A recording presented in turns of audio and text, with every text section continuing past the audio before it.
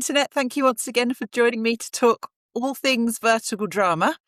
Once again, these are faces you would not recognise, but are actually incredibly important because they all ensure that you have very good dramas on your phone to watch. And that is the team behind the Shorts app. So we're going to talk all about how they brought about their app and have put out some of the best vertical dramas out there.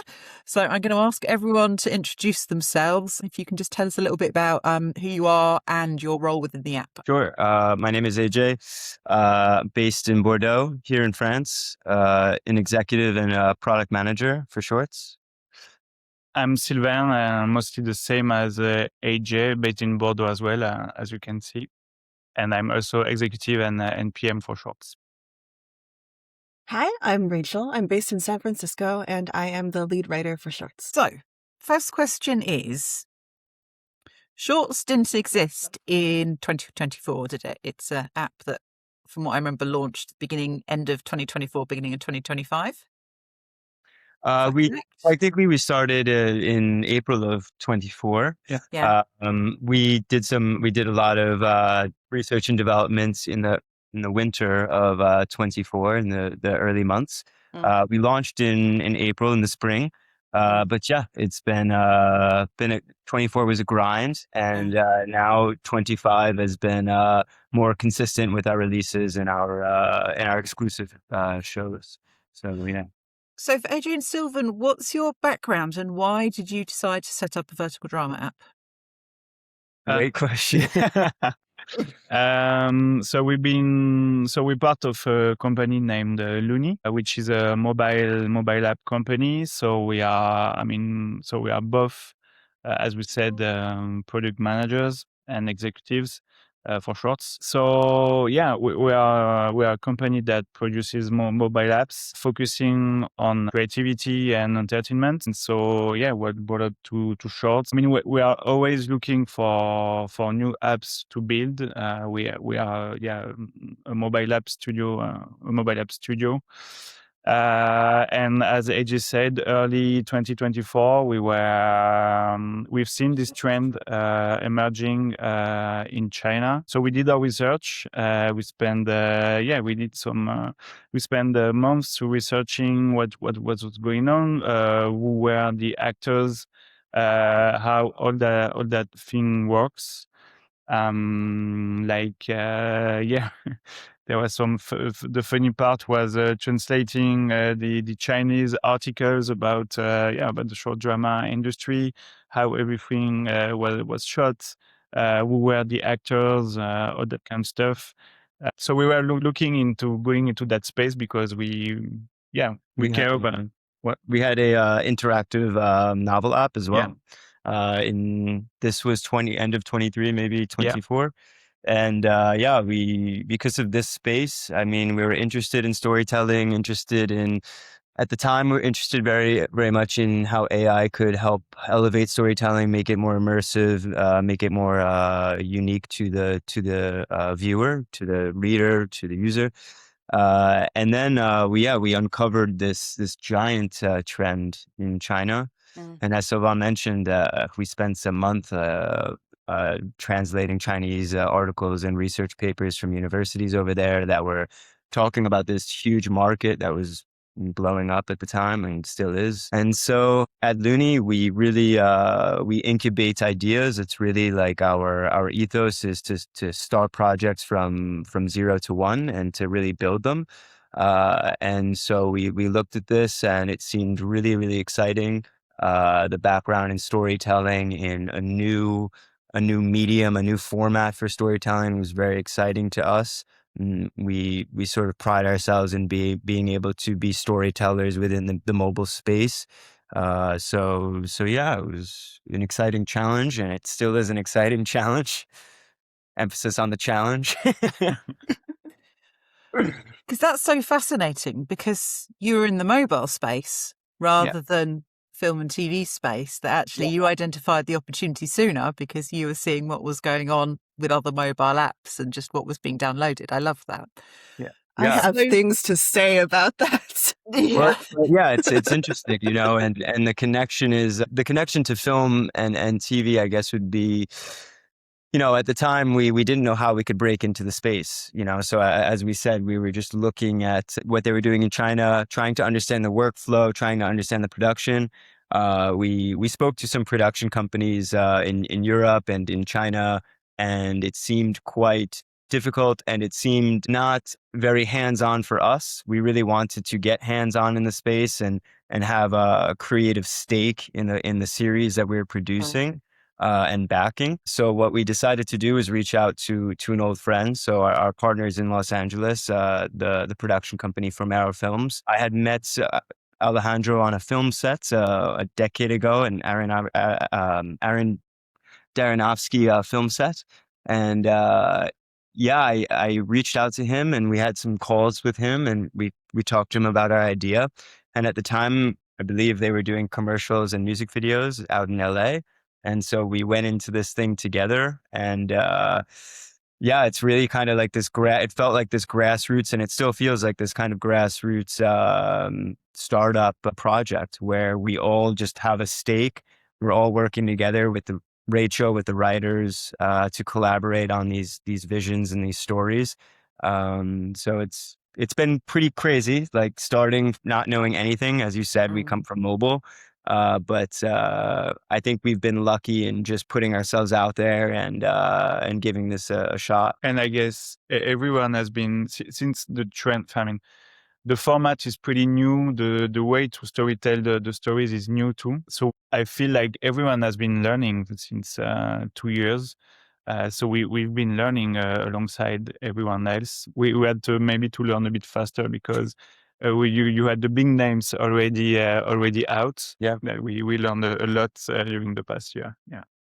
So Rachel, when did you enter the picture? How did you get involved? And what was your first time you encountered vertical dramas as a format?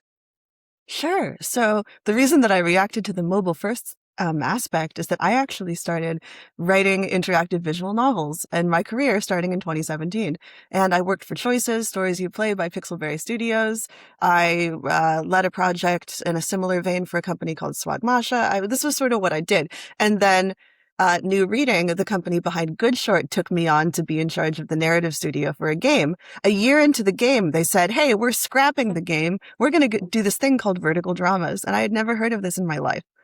And it very quickly became my true love and something that I cared deeply about and wanted to learn as much as possible about. Flash forward, these wonderful, wonderful guys brought me onto their team, initially as a freelance writer, and then I steadily became the head of the narrative team. And it's been just such a pleasure and such an incredible journey ever since. So one of the really interesting things I think, but also I think fans love about shorts, is that it's original stories. Because if people aren't aware, a lot of the existing apps, often what they're doing is they're porting over IP that's worked well in China, bring it over. It's localized to various degrees. What was the decision then to do those original stories? How do you decide what specific stories you want to tell? What's the process of, like, Rachel? Is Rachel just got free reign, or is it? Oh, no. How does it all work? Basically, how do you decide on the stories? Yeah, I mean, we're a very small, tight-knit team. And so we're constantly collaborating at every stage of the creative process, especially the early creative process. We have our fingers very closely on the beat of what people are interested in terms of our fans, our viewers. And I would say that even though adaptations have been a strong bedrock of the vertical space for relatively a long time, in the short time that Americans have been telling vertical stories, that you can sort of tease out, okay, within these adaptations, what are the ideas and the core hooks and the core concepts that make these ideas work and that make people want to watch them? So we spend a lot of time studying what works, and within that, then trying to tell stories that are new and fresh, because we feel our audience deserves stories that aren't just a rehash of everything they've seen before. So usually what'll happen is we'll have a variety of pitches from other writers on our team or from us, and we'll talk as a group collectively. Hey, does this work? Does this hit the marketing points? Does this have a hook that we think is compelling? Does this fit what we understand of the market, of what will sell, of what will bring people in? And also, does this seem like a cool story that we care about? And then from there, when we're all in agreement, then we continue the rest of our process. Brilliant, because you've explained it's not a simple process. There's a lot of things you're trying to factor in to work out what makes the success.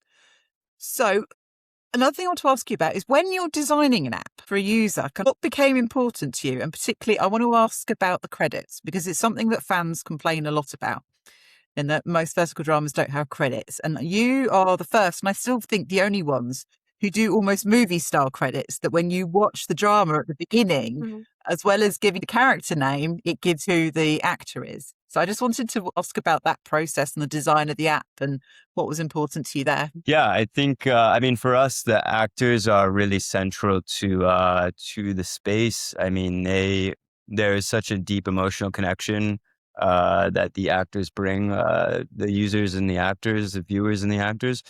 And so, at the end of the day, we really respect the work of the actors. This format has seen such growth and such love for the actors, for the characters, for the stories. And so we try to highlight that the best we can.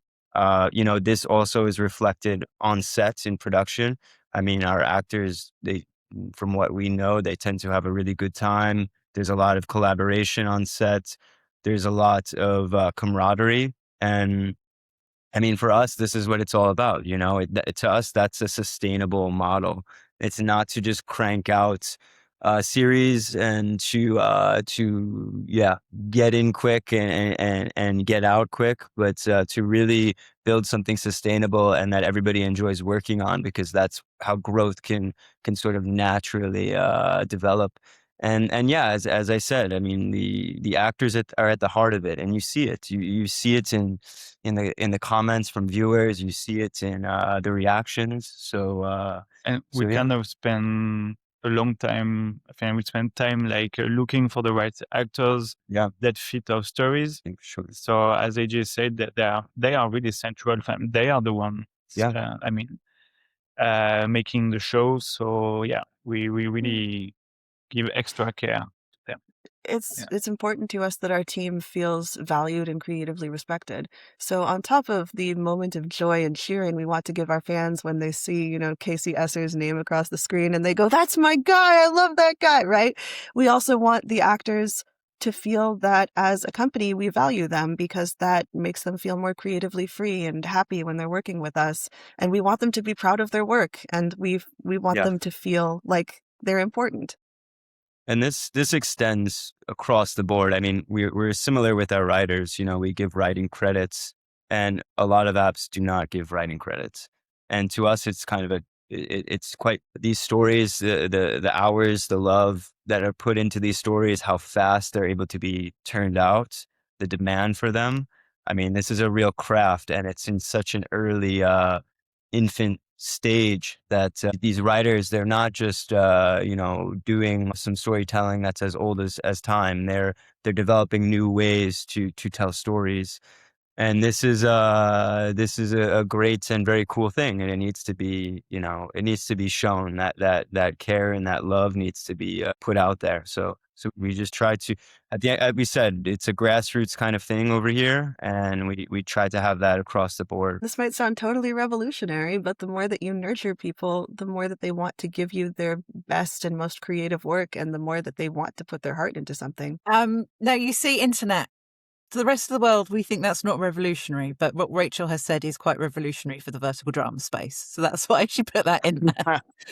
I just wanted to ask you, because lots of people we've noticed as fans, they'll set up an app and then feel that, we've got to have a big library for people to work their way through. And so particularly over the last 2-3 months, there's been a real thing where older content that has been out over a year has been sold and is now populated across a huge amount of apps.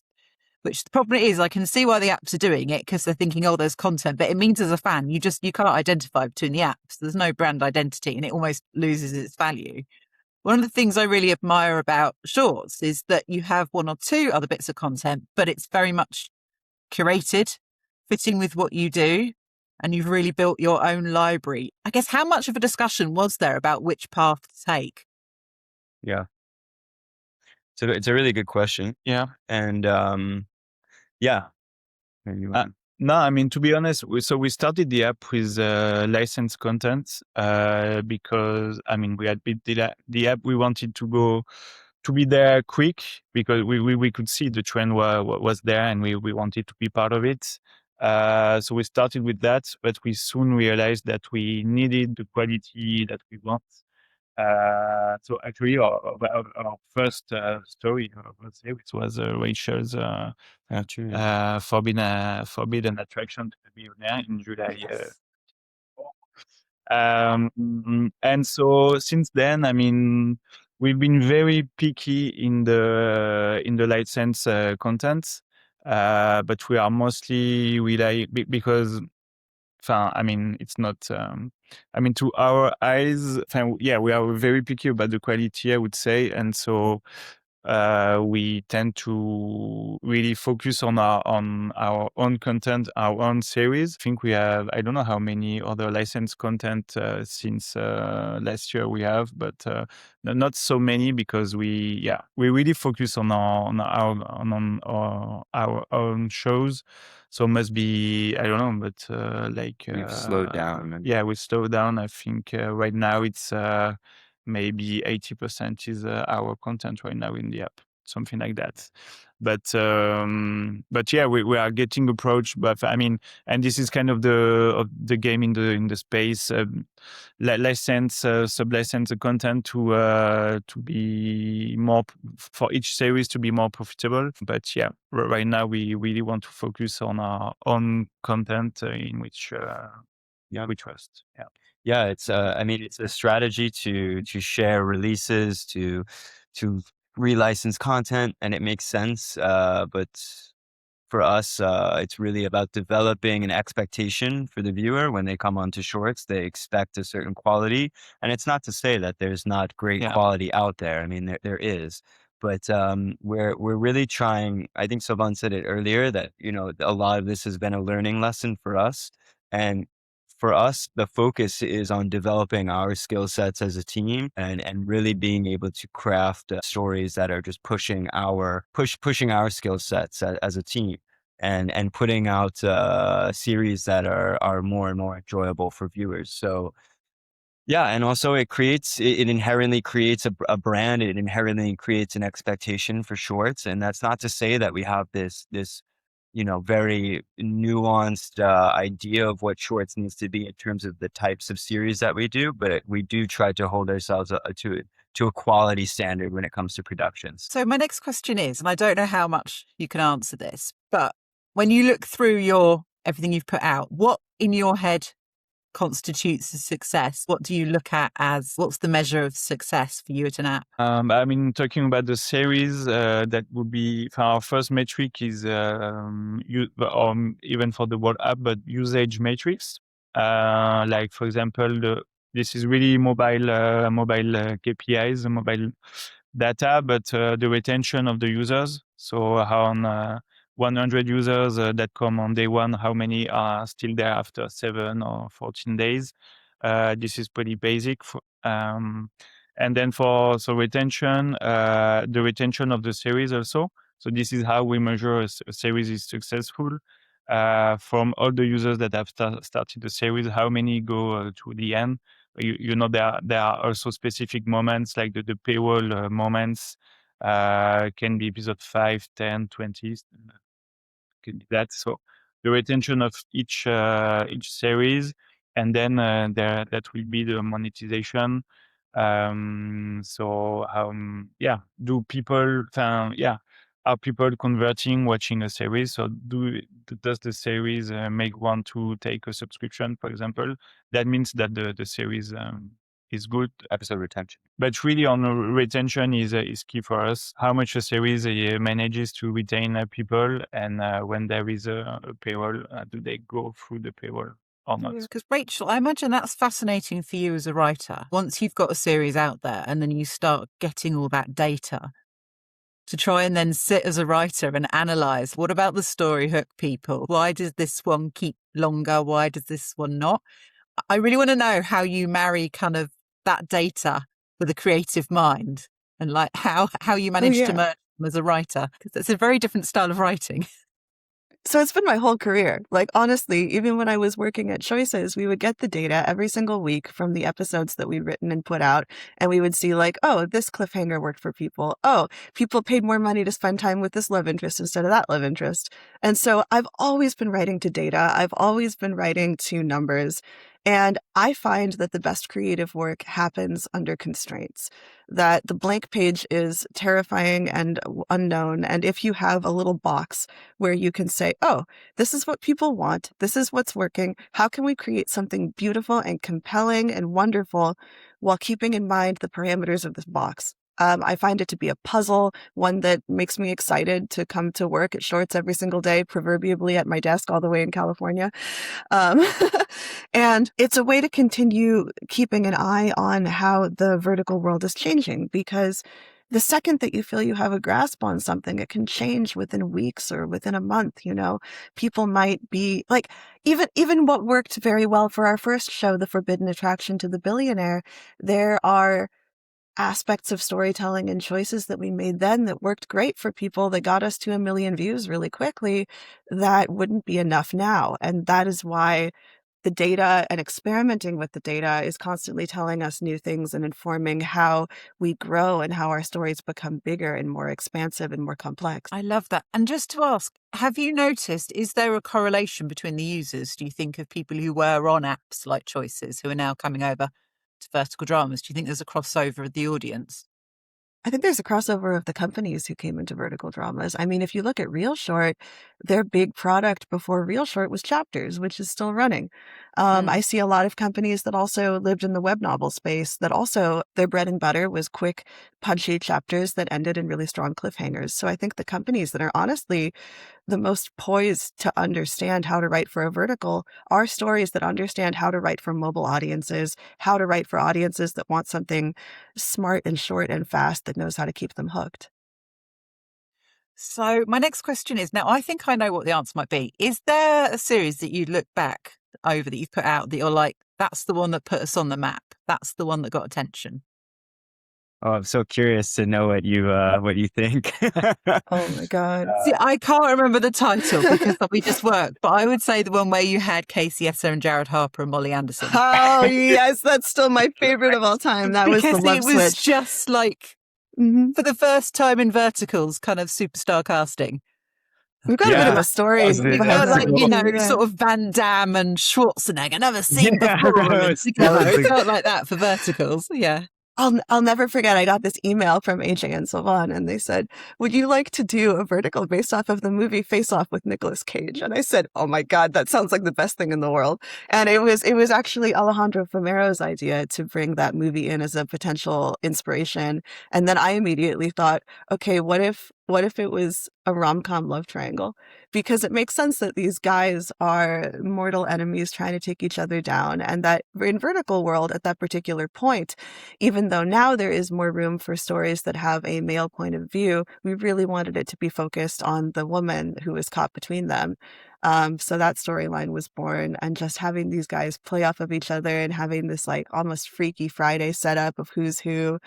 It was just so much fun to write, and it got all of the cast and all of the team so excited. And it was the social media buzz that actually, upon release date, finally pushed us into the top 200 on iOS for a bit, which was so exciting. Yeah, 100%. Because I think I kind of was aware of it, but I think that was the one that pushed me over to like, right, I need to download this app and watch.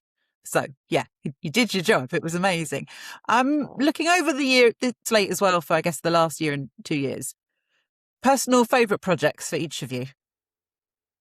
Which ones do you each? I know that's like choosing between children, so I'm sorry. The ones that you feel kind of you're particularly proud of, or maybe actually you'd love more people to watch, you think was slightly missed? So the Love Switch obviously is a big favorite of mine, but I'm also really proud of what Talia Dawn and I did on Surrender to My Ex's Dad earlier this year. I think it's a really great love story, and Talia did such an incredible job with that story, and I think people love it for a reason. Yeah, I'd have to agree. For me, Surrender was really the craft of storytelling for the medium. We think it nailed it from our side. The pace is really it's a joy to watch it. Mm-hmm. And I think on our side, like this is the mark of success for us is surrender. So that's my vote. Is there another one or? I would What vote about? for Hmm, Oops. Oops, yeah, yes. yeah. Oops, I married my enemy. I mean, Mhm. we love to do rom-coms. At Shorts, we are pretty romantic, I would say. But no, yeah, I mean, the reception of this one has been amazing. We were, yeah, a bit blown away by its reception in app.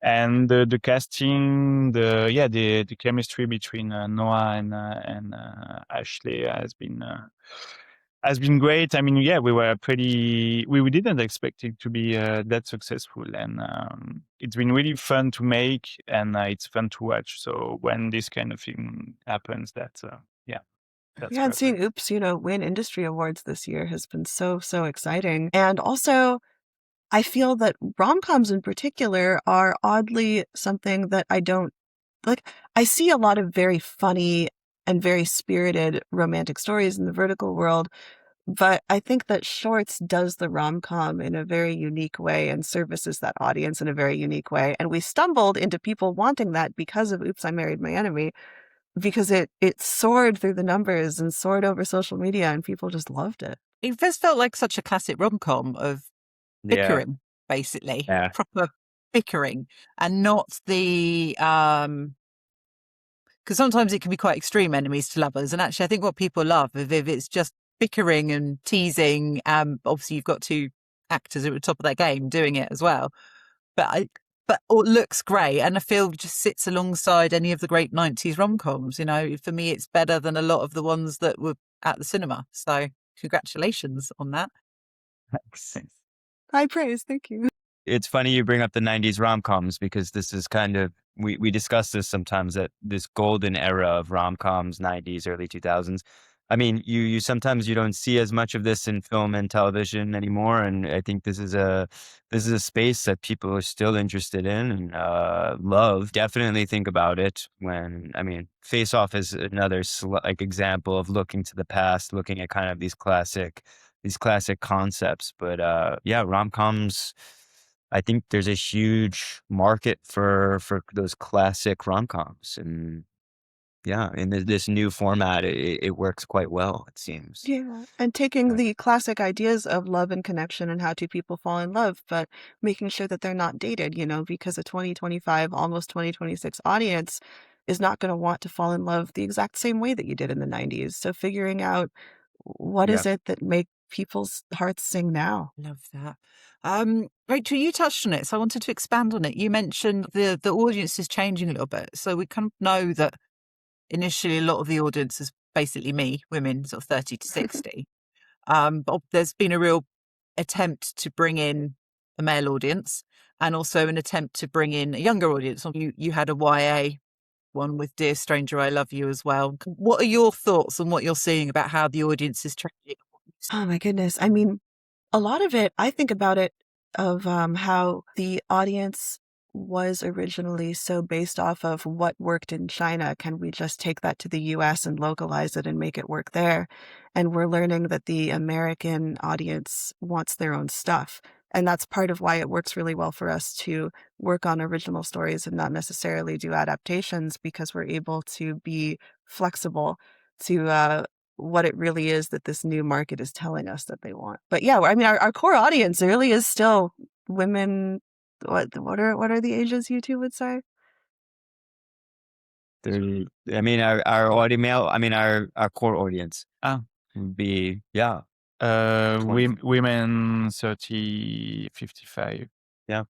Yeah, so I mean, it's still our strong core. Yeah. We haven't made any male-oriented stories yet. No, we haven't really tried the male-oriented stories.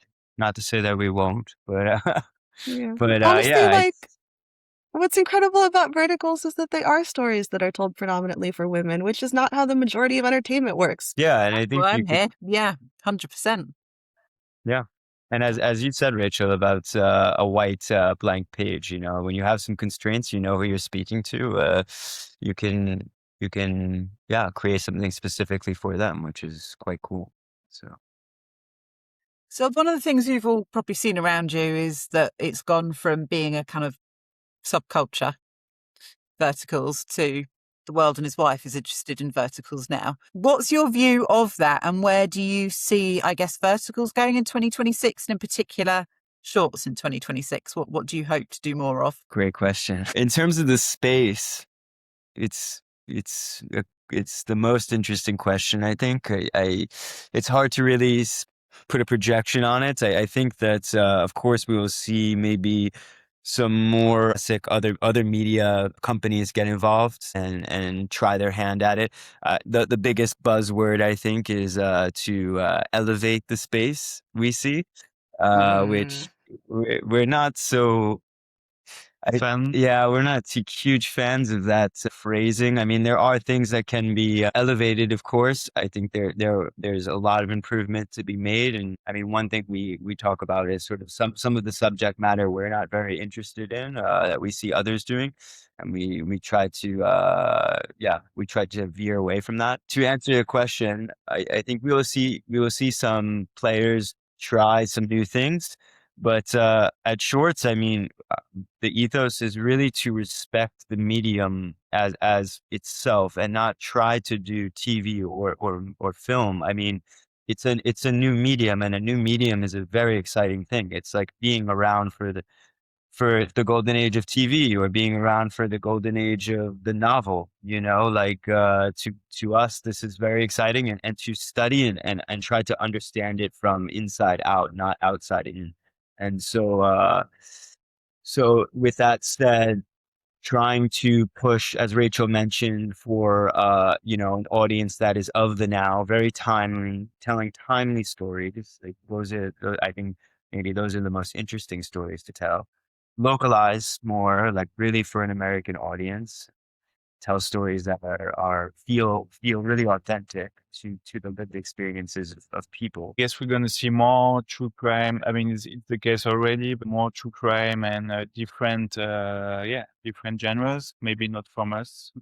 What's exciting to me about all of these new apps popping up, particularly people in Hollywood who want to try something completely different and who have the capital to try something completely different without feeling the constraint of, oh, if my project dies, I'm in big trouble. That's only going to give the industry more data, that if someone tries something totally new, like true crime, or I've seen, horror popping up a lot as something that a lot of people think is going to be the next thing in verticals. Someone else or a few handful of people will try that, and then the rest of us will potentially learn, oh, this is something that makes our audience light up that we didn't necessarily try, but now that we can dig into and learn about. So that'll be exciting to see all the experiments that people take on in the new year. Yeah, that's true. I mean, it's exciting. I mean, it's still in its infancy, and I mean, there will be new stories, new genres. It'll be curious to see like what can sustain the business model of short dramas and verticals, because it is so specific. Or maybe the business models themselves will change, and the monetization will change. We see now brands that are not media companies get involved in a production of, I think we saw like Maybelline get involved with verticals recently, and it'll be really, really interesting. I mean, it's like the Wild West. It really feels like the Wild West, And to what AJ was saying, I think we're going to see who respects and understands the medium and the fans, and who wants to turn it into Hollywood. And I think it's the people who understand and respect where vertical is coming from and what vertical provides that are going to stick around. I would say that's music to my ears as a fan. So thank you. I just want to ask you all, either recently released or upcoming project for shorts, what should everyone look out for? This is your pitch. This is your moment. Time. Come on, people. I mean, I think we're all quite excited for 2026 in general. We have a lot of unique series that are, doing what we think the fans already love and are asking for, but with a fresh face, fresh stories, fresh characters. And one that we're quite excited about is we're doing like an original soundtrack for for a series that's not quite young adult, but has some aspects of young adult merged with some action maybe. This should be really, really exciting. I mean, we're having a blast working on it all together. So this is something exciting. Yeah. Can I make a request? Can you put the soundtrack on Spotify, please? Yeah, I mean, That'd be great. People really want to find stuff. They love it. They'll listen to it. So yeah, please make sure it's on Spotify. We want to support you. Yeah, we have a project. We believe we have an actor attached for it, and we're quite excited. Like everybody's quite excited about it, and it's the idea of sort of blending some true crime elements with classic kind of short drama narrative. The idea is to, again, appreciate, respect what viewers and audiences love and what them enjoy short drama, but teasing some elements that we think are sort of related to the interests of fans, and just adding a bit of true crime elements and different storytelling, but really taking it bit by bit, not forcing some new stuff. Because as Rachel mentioned, which is smart, is to allow the people to test, and we can see how it performs, and then maybe we try something a little bit more adventurous. And also, to be honest, I would say everything you're creating is so good. Like, don't mess with the formula too much. Like, you've already got a very, very good formula that puts out beautiful looking films with great performances. So, our collaboration with Fumero Films out in LA. I mean, big shout to Adriana and Alejandro. It's been an absolute joy, and we were talking today that we think it's a part of the feeling that you get when you watch a short exclusive is the love and the energy on set that they cultivate. Alejandro and Adriana, they really cultivate these relationships with the actors, with the crew. Everybody has a good time. Everybody, builds rapport with one another, and they have a blast on set. So it's really cool to see, and we can feel it when we watch a series. Like, you can really feel that creative energy. So it's beautiful to see, and it's beautiful that we get to put out these productions, So we're ramping up for 26. We're excited. We have a lot of series coming out, and we're trying some new stuff. But as you said, we're cultivating the shorts brand and the shorts exclusives. So I'm helping with guiding all of the writers in all of our scripts, so I have a little hand in absolutely everything. I'm very excited about the one that's going to have the original soundtrack. It's going to be really, really cool. I don't know what else I'm allowed to say I'm excited about. I don't know how much is a secret. I don't know, honestly. We could just say Rachel's very excited, and Rachel that would knows be best accurate. because she knows all the stories. So let's just be excited like Rachel. I just want to say thank you to all of you, and just for your vision and for what you do, the app, because you put out brilliant stuff, and it is hugely appreciated. And I think you should be really proud, because I think you've built like a brand that is a brand now. I would say people know that they go to shorts and they get a certain level of wonderful verticals. So thank you to everyone, both here and everyone else behind the team and who's part of it, who makes it happen. Thank you. Yeah, big shout to our team at Looney and in LA, and all of the writers that work on shorts. I mean, this is a group effort, and we're bringing it for 26. So watch out.